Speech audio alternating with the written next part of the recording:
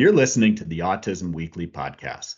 Each week, we share community voices and bring light to stories that increase awareness, acceptance, equity, access, and inclusion. If you haven't already, subscribe to join the Autism Weekly family. I'm your host, Jeff Skibitsky. This week, Michelle Rogers is back on the podcast. She appeared in episode 108 to speak about potty training. Today, we'll talk about how to help parents of autistic children in developing communication skills, especially with nonverbal children. Communication skills are important for autistic children's development. They help with behavior, learning, socialization. Oftentimes, autistic children need support to develop these communication skills. Michelle was that champion to get her daughter where she is today and has helped hundreds of mothers and their autistic children thrive along the way. Michelle, welcome back to the podcast. Thank you. Thank you for having me. Well, I'd like just to start and give us, I guess, the parental understanding and where you're coming from with why communication is such a key skill for your family, for your daughter, and for the autistic community in general. So I have a belief that I kind of share with my base of families that every child with autism, no matter how severe their autism symptoms present, have to have three foundational skills to have a chance at a life of independence. And one is potty training. The second one is we want minimal problem behavior that could be tantruming or being aggressive to themselves or others. And the third one is communication. And the reason I say that is because number one is aggressive behavior, problem behavior, and communication 9 times out of 10 go hand in hand. A lot of children, even our pre-verbal babies, will express themselves with behavior in the form of tantrums or self-harm or harming other people, because that's how they get their needs met. So if we can teach these children just a functional way to communicate, it really takes opportunities for them in their life to the next level. So I guess one of the first things I just want to point out too is that as neurotypical parents, we believe that communication and language, verbal language, are the same thing, and they're actually not. Babies, species, everything starts their process of communication through behavior. And once we can kind of understand that, and we can understand that if a child is pre-verbal and we want to get that chance at verbal language, we have to be able to give them a functional, fluent method of communication first. I call it like a bridge form of communication to have, and the studies prove this, that if we can give a pre-verbal child the chance at having a fluency in something like a PECS or sign language or an AAC device, they'll have a better shot to have verbal language at some point. So yeah, and I'm glad that you've put it into that perspective when you were talking through those key skills, is that communication is often the barrier that leads to maladaptive behaviors having purpose. If communication isn't there and isn't effective, you're going to lean to whatever is going to work. And oftentimes that's going to be an exaggerated response. It's going to be a frustrated response because nobody understands what you're trying to be able to indicate. And when you look at even in the treatment sphere, is that when you're looking at maladaptive behavior, or when you're looking at safety concerns, or you're looking at those core things that you actually treat, communication is what you're actually building to replace all that with. So when you were talking through that, it really rings a bell, because when you're looking at treatment plans, that's where it starts and that's where it lies. So when you were going through this process with your daughter, initially, it's got to be frustrating as a parent because you have no idea what they're trying to be able to tell you, what they're trying to be able to communicate. And oftentimes you're guessing because you're not living within their mindset at that time. How did you get over that hurdle of saying, okay, this is just frustrating, not understanding, to how can I help? Yeah. So I actually, with Juliana, I remember like a switch almost being flipped at around a year old, where I started to see like any words that she had, she lost. She may gain some new words, but then she'd lose them. And I saw her demeanor change, where she seemed like really angry all the time. She was tantruming over like everything.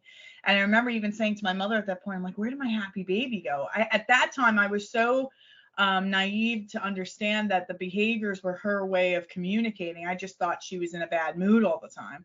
And then once the diagnosis came and I, had to take time to process that, right? Because I had, all of us have these visions of what we're going to show up as parents when the baby's on its way or the baby's in our arms. And when a diagnosis comes, it's like that whole identity you had that of the parent you thought you were going to be kind of goes out the window. And when this happened, I just felt like I kind of put my hands up, not even knowing what to do. And I really just let the therapist at the time make decisions. And they originally had decided that they wanted to do PECs with her. And one of her stims that she'd spent hours a day doing is she'd dump out her toy box, and instead of playing with the toys, she'd pick up each toy one by one and just start spinning them in her hands. And she was drooling, no eye contact, no like connection with us at all. And I remember thinking, if we're gonna do this, not even having the knowledge or understanding that the tantruming was a form of communication at that time. I said, well, if we're going to do this is a waste of time because she's taking the PEX cards and she's just slipping in her hand. She's getting distracted. What else could we do? And then that's when sign language happened for us. And then I had my thoughts about that. It was interesting. I didn't have thoughts about PEX. I had, thoughts about sign language. Like, great, if we teach her sign language, she's never going to speak. And I remember just one of the therapists like, I can't explain it to you, but it just happens. And at that time, I didn't know that studies had shown that if you teach a preverbal child another form of communication like sign language or PECS or a communication device, they have a better shot at vocal language. So I said, all right, I was just open and willing because I wanted to help my kid. And it was a byproduct. Not only did she learn 10 signs in a week, it was crazy. I'll never forget this. She learned 10 signs within a week because I was so committed to her using this and not getting anything unless she asked for it with her hands. The tantruming stopped like immediately. And that was how I made the connection. Like, I didn't even realize they were associated until it stopped as soon as she had like 10 signs for things that she asked for every day. And what the therapist couldn't explain to me at the time, she's like, I don't know what to tell you. All I know is that this just works and this is how it happens. I can tell you firsthand experiencing this, that when she learned sign language, it was the first sign of bringing my baby back to me, because she was off in her own world and twisting toys. And if all of a sudden she was hungry and she wanted a cookie, she had to come find me to show me the sign. Mm-hmm. And it brought us we were on separate islands at that point, and that bridge form of communication, I guess that's why I call it a bridge, brought us connected again. I mean, that's so powerful, and it does. I mean, it makes sense, even if you are neurodiverse or you are neurotypical, is that oftentimes having some form of sign language as you're developing language or physical manifestation of language prompts the vocal part to it. So it's like those two things do go together. And body language is important, and engagement is important. And all of these things kind of play a role. But how much did motivation for your daughter and realizing that there is a simple way to communicate to get her needs met, was that when you saw that and saw her start defaulting to her signs rather than the behaviors, was that a light bulb moment for you of like, hold on, whoa, there is a way for me to start engaging on a deeper level right now? Yeah. For me, the light bulb moment was how fast she picked up 10 signs. She was learning them faster than I could remember what represented what. That's how fast that I saw her see the value in it. Like, oh my gosh, this is so much more effective. This is so much. Every time we use the sign more for Cookie, one of the things I do is if I'm telling parents, if you're going to use sign language, I'm very intentional about the signs. This usually means more, give me. I don't do that because that could mean for everything. I make every sign super intentional to what they interact with every day.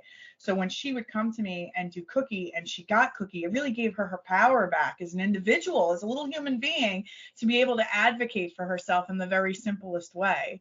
So yeah, I mean, for her it was profound. For me, it was profound. It really, that opened the floodgates of like, wait a minute, this isn't good. This doesn't necessarily have to be some sort of death sentence, this diagnosis. Maybe we can do something here. Maybe she does have an opportunity to move forward and have a chance at an independent life. Because that's all I was thinking. When we get the diagnosis, we're all thinking Rain Man, because nobody understands that the spectrum really, it could be a spectrum. And she could have been was on the more severe side when she was diagnosed, and she's traveled through to now where I know she'll live an independent life. And now I call it like the fine tuning of the dials at this point. We're learning more about like how to be a good friend, how to read sarcasm, social behaviors within verbal communication. But gosh, sign was the ticket for us, and to kind Yeah. of know what was possible. Well, even that initial motivation, the ability to start realizing the value of communication, Yeah. that's a starting point. It can be just as equally frustrating as you develop language, as you develop more communication skills, for your communication to still be ineffective, which is that fine tuning, or that what you were describing, as far as kind of like dialing in on, how do I move this forward? When you talk with families, and when you are trying to describe, that concept or that fear of, my child is isolating, but they're almost doing it intentionally because communication is, or people in their environment don't have the value, because they can't communicate with them, they can't engage with them, or when they try and engage, the people don't respond the way that they're hoping they will. So why engage in the first place? When families see that isolation, what is their initial feeling towards it? I mean, are you seeing people say, whoa, hold on, this is just too much. I hate the fact that my child doesn't feel value in my relationship with them at this moment? Yeah, so this is what happens, right? When a family comes to me for support or for help or coaching or whatnot, they're wrapped in the story of the diagnosis and all of the behaviors that go with it. When we are looking at that, it's almost like I used to describe it as like a whack-a-mole. Like every time I'd attack one thing, another thing popped up. And when you're kind of in that fight or flight response of the diagnosis and all the behaviors that go with it, you can't really find the root to solving for it. You're just living this life, spinning your wheels in what I like to call is like mental mud, where you can't really even see a path outside of, this is my existence now. And that's the death sentence. That's the true death sentence for a child that has a diagnosis, when a parent believes that about their circumstance. What I do with parents is I want to show them that the opportunities to get this child to communicate with them are available to them every day. And the child is actually showing that to them in behaviors that may be inappropriate right now. And we want to give them the opportunity to channel that in a way that's functional for everybody in the family. So what I usually do for families that are really trapped in that belief that there's no connection, there's no way I can get through, that there is. I kind of disprove that by kind of going through their day and seeing like, where are those moments that we could be using these opportunities to get the child to connect. So that's kind Yeah. of And the effort that you're putting into to broaden the community of those that your child can communicate with, I think it's so important. You don't want it to where like only one person can respond, only one person can I engage with. You want the world to see that. And I'd like to normalize this for a little bit, just because I'm going to put it into a work context. If I'm trying to communicate with somebody at work and trying to be able to explain or justify or clarify something, and I'm not able to get that message to that one individual, and I'm not able to figure out with them on a better way of communicating that, what's the next step typically? My guess is I avoid them. I go to somebody else, or I start pulling myself away from those projects. And that's the same thing that I'm seeing with a lot of children and young adults when their communication is ineffective, is that they pull away, or they say, I'm not going to engage in that part, which is constricting. You just reduce their world almost immediately. So how do you broaden it? I mean, if I'm teaching a sign language, not everybody's going to understand cookie. Not everybody's going to understand the sign for slide with my child. And they might come up to somebody in the park and want to do these things. How do you broaden it? How do you create community? So the way I see it with something like sign language, right? So PECS and AAC is pretty much one of those topographies where you're kind of, everyone would understand if the child brought you a picture of an apple that they wanted an apple. With sign language, I'll give you from my personal experience with this. If this bridge form of communication, whether it be sign, PECS, or AAC device, is implemented in a way that's fluency is super important. We're committed. We do not give the child anything unless they sign for it. And obviously, we're creating signs. We're not just expecting them to know magical signs. But when we do that, I always imagine like a neural pathway from the brain to voice as dormant. And this bridge form activated at its maximum capacity, I mean fluency, everyone's committed to this in the household, it really kickstarts that pathway. And then I start to see children babbling, and then that babbling can turn into sounds, and sounds can turn into word approximations. So I got to tell you, the families that I've worked with, 9 times out of 10, when we really are committed, and you can see it, the progress, we start to hear sounds start coming from a pre-verbal child that we've never heard before. And then if I get sounds, then we can start to, now all of a sudden we start hearing them repeat. Oh, now I've got non-functional language, whether it's 100% coherent or not. Juliana started with like, she used to, instead of saying goldfish or fish, she would go, and I rewarded that. So what we want to understand is like, if your child's in that bridge, the goal here is not to stay here. I mean, the first goal here is to extinguish problem behaviors that might be associated with it, frustrations that the child's having. We want to give them their voice back in this temporary bridge topography. What I'm assuming it could potentially be temporary. Then we want to look at the progress that's being made with that. Is the child continuing to build on that with no vocals? Is the child starting to make sounds? And then that's kind of where we kind of go into a direction that might be more suitable for like the general population to interact with this child. If that makes sense. And that makes a lot of sense. And what also I think I'm hearing reverberate through a lot of what you're discussing and a lot of what you're recommending is this is not a one size fits all model. No. Is that clinicians get stuck in, this is what I teach. I teach blank. I do blank. The child might have their own way of communicating. And I think that you always have to do that strength-based assessment and understand what is the easiest way for them to start that process. When you talk with families, are you helping them to identify, what is it that your child's doing right now to be able to understand, are there any small nuances that I can take from their communication system at the moment to be able to build on and shape over time? Or do you start with one thing like picture communication versus sign and just say, let's try it for a bit and see which one takes? Yeah. So there's no fail with this stuff. See, everybody thinks that there's some type of like, we're going to pull back the curtain and share all our deep secrets when I have that perfect practitioner. It's not about that. Honestly, the real journey is to try things and fail. I've failed so many times than I've won with Juliana. I don't even call it failing anymore. I only call it like learning. Like, all right, this is a teachable mom moment or a teachable child moment, between the two of us. And then we try something else.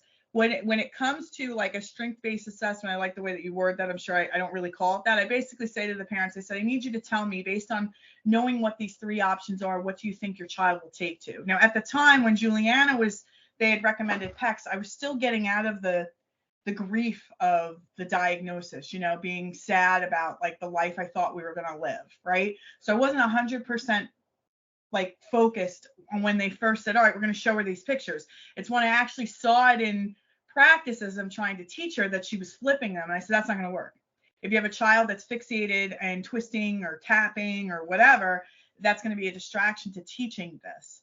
So then once I was starting to come out of my fog of everything, I said, you know what, I have to work with what I got here. And I looked at it and I said, we need to do something that makes sense for everybody. It makes sense for her. And that's how sign language emerged for her. So I do the same thing. So I like the technical term of a strength-based assessment. What I'll do is I'll talk to the parents and I'll say, well, what have they been exposed to? Have they used any bridge forms of communication in the past? What is school using? How do you feel about carrying around a book if that's what the school is going to do? I want it not just to be, I do like that it's based on what the child's strengths are, but you have to see it through. Generalizations just as important, if not more important, than this child just picking up and using the picture. So yeah, no, I agree with that 100%. No, it's not one size fits all. I had a couple of families last night on my group coaching call. One had a child that could repeat anything he heard, but was getting very frustrated in front of the pantry when she opened it and she wasn't picking the right things. With that particular child, usually with a repeater, I go right to let's get him to repeat to get access. But because he's showing problem behaviors, I want to extinguish that first. So in that instance, I said to Mom, let's put the pictures of all of the different treats on the front of the pantry. So when he walks up, he can immediately point to it versus trying to look through all of the things to try and figure out what he wants. That's going to stop a problem behavior before it starts. So yes, absolutely. You have to cater this very specific to where the child is at. When I talk to families, I say, okay, what can they do? Are they pre-verbal? Are they completely silent? Are they making sounds? Can they repeat things but not use the language functionally? And then that's when we make the decision as to what I think would be, and what they think would, most importantly, more than not what I think would be the best course forward. Yeah, you actually mentioned one of my pet peeves. It's the inability for something to transition across environments. Yeah. So one of the things that drives me nuts at times is when you have a system that's being done in a school and a separate system done by a speech pathologist, a third system by a behavioral team. And then the parent is like, what in the world do you guys want me to do? Like, come on. The consistency is so important. How often do you see that breakdown causing major rifts in a child's understanding of how to communicate effectively? When families start working with me, I see it all the time. So like almost every time there's something going on different at home than at school. And this is the other thing too, school, it's interesting. I'll have a mother say, I can't take an iPad and use it for potty. I can't take an iPad until he requests it because he's going to throw a major tantrum, but he goes to school all day without it.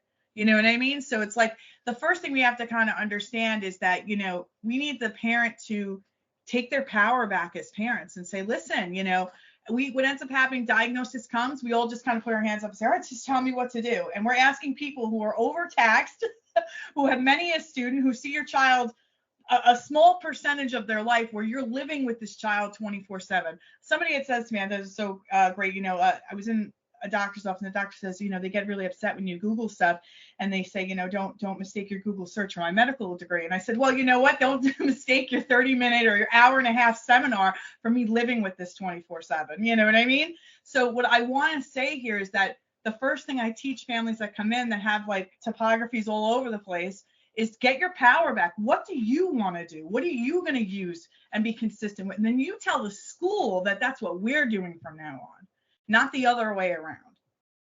So true. It's not even the best advocate, but the best clinician at most of the time is the parent. I mean, they need, and the stakeholder. I mean, if you have the chance to talk to the person receiving care, like those are the people that need to have their voice heard throughout the process. So having that opportunity to actually say, listen, let's get all on the same page. This is what's working for me and my family right now is a great first step to be able to start creating that consistency.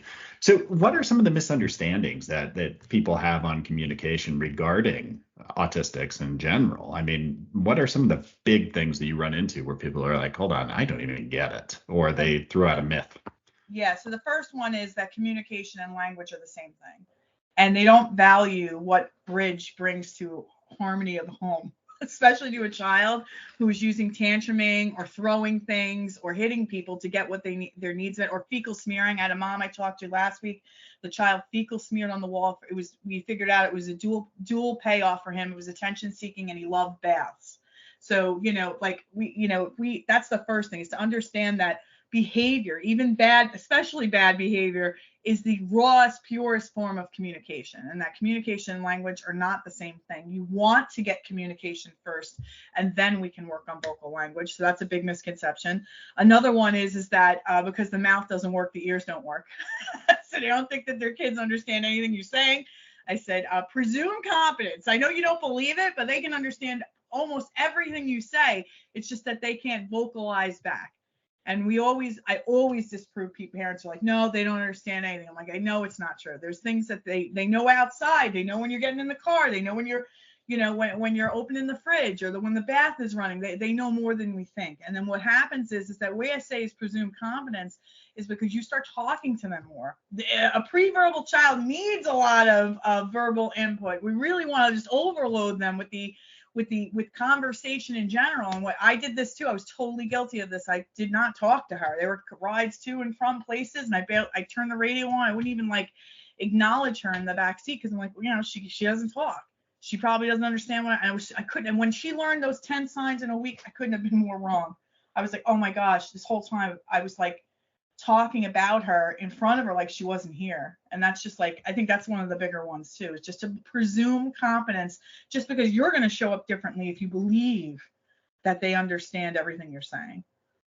Yeah, I mean, I think that goes a long way as presuming that competence is even the way that you're choosing words and the articulation that you have in your sentence structure is that it shouldn't be diminished simply because you're talking to somebody who might communicate differently than you. I think that you take their lead, is that if somebody is looking at you like they're confused on what you're talking about, well, then change the way that you're communicating.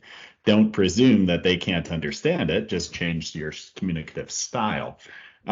What about the idea that, once somebody establishes vocal skills, communication is intact versus this being a lifelong process? And there's so many nuances to effective communication that need to be continuously developed, whether it's for me or for you or for our children. I mean, is that something that you have to kind of explain to families often? It was funny because this week, we had a very strong example of this with Juliana. Juliana is 100% verbal. She's chatty. She's got friends. It's her first year in a gen ed class. It's been a whirlwind for her from diagnosis to where she is today. And we had this situation. She's always been somewhat of a picky eater, and every day we're packing these snacks and she's not eating them. And I'm like, I don't understand. We've generalized that you like yogurt. You've had it at home, you've had it at grandma's, you've had it in the car, whatever. But every time I pack it, you're not eating it. So then we give her applesauce because we know that's what we would consider a preferred. She's generalized it. She even considers it a preferred. And she's not eating it. We're asking her this, and she's just saying, I don't have time. I don't have time. And I'm like, I just don't understand. They got, their snack time, right? So then finally, this is going on for, this is what, December. This has been going on September, where very rarely was she eating snack. So we go into a team meeting with the school, and it was the first time I knew something was up, but I thought to ask, I'm like, what's going on with snack? What is she doing? And she's like, well, it's a working snack. And I was like, what's a working snack? I had no idea, right? And every time I'd ask Juliana, all she'd just say is, well, I just didn't have time. It was too busy. I didn't have time. It was the way I was asking. And this is one of the things about their brains. I just have to remind myself, because I laughed when they said that, because I know something's up and I wasn't asking the right questions. I'm trying to solve for the type of foods I'm putting in there, not the complexity of having to, if it's a working snack, they have their books out, they've got their water bottle, now there's the snack, and now I'm bringing in like applesauce or yogurt, which needs to be opened, and a spoon, and it's too much for her processing wise to be taking notes and listening and manipulating the snack. So then I understood. I was like, oh, it's the foods. We need to give her something that's like, open a bag, grab it, grab and go. You know what I mean? So then when she got home last night, I said, is it because that you're busy? When you say you're busy, or, is it because you have too many things on your desk and it's hard to do the yogurt and the apples? Yes, I can't. It's sometimes and the teacher's teaching us, she can't help me open it. And I was like, now the floodgates open because I asked a different question. I was so fixated that it was the type of food and that we were regressing food-wise, but it was the way I was asking it. So yes, communication is a ever-evolving skill for even neurotypicals to talk to each other, much less our neurodiverse children. Absolutely. And I mean, you have demonstrated, obviously, because you've been successful coaching others, is that patience, that persistence to continuously learn, the ability to accept failure as a chance to be able to learn and develop new skills for yourself. But other families are going to run into these roadblocks all the time. This is not a linear process. It's 2 steps forward, 5 steps back at sometimes. Like, how do you prepare families for the roadblocks and the challenges and some of those discouraging periods of time during communication development that they're going to experience through that process? So like what I don't actually word it as a roadblock, because a roadblock is almost like stop, go back, right? What I consider is just like I guess if I were going to word it, I always have like a graph on a wall, and I say that this is the path from pre-verbal to communication, and along the way you're going to hit some bumps in the road, better kind, like obstacles, and you just gotta. The only true fail of being a parent is quitting on your kid.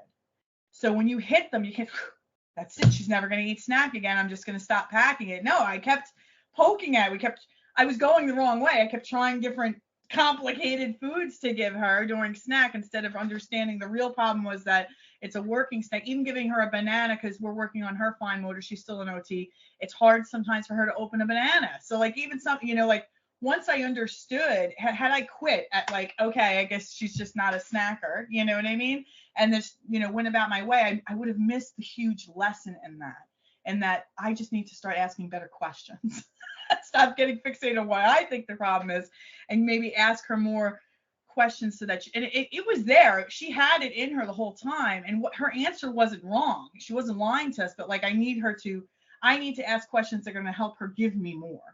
To help her. Had that not happened, that I wouldn't call it like a roadblock, more like a bump in the road, and I didn't work through it, I wouldn't have been able to grow. And now know when other stuff that comes up that has that similar feel to it, that I'm going to ask a lot more questions, even outside of what I might think the problem is. Yeah, I mean, life would be so boring without some of these diversions at times. Yeah. And if everything was always a straight path and there was no challenges, I don't know that we'd have as much fulfillment in what we do and in our lives, and watching our children learn those same skills that we're learning with them on. Hey, how do you solve something when you run into a challenge? Let's take a step back. Let's get through this. So you do such a wonderful job, Michelle, on being able to relate to families and being able to kind of put things into perspective, because you've experienced quite a bit with your own life, with your own children. And so where can people reach out to you? I want to make sure that people have access to this sort of coaching as much as you can get clinically. It's really nice to be able to talk to another family that has, lived the life. So where can they reach out to you? Sure. So you can either go to my website or you can go to Instagram. My website is Michelle with 2 L's, Michelle, B as in boy, Rogers, ROGERS.com. My Instagram handle is the same, Michelle B. Rogers. You can reach out there. You can always send an email to Michelle at Michelle B. Rogers, and that comes straight to me. And I'm happy to support as many families as I can. Well, thanks again, Michelle. And it sounds to me like we've tackled 2 of the 3 things now. We've tackled pottying. That's we've right. now tackled communication. I think that this severe behavior issue probably needs to be discussed at some point. So hopefully we can bring you back on. Yes, absolutely. Thank you for having me. Thank you for listening to Autism Weekly.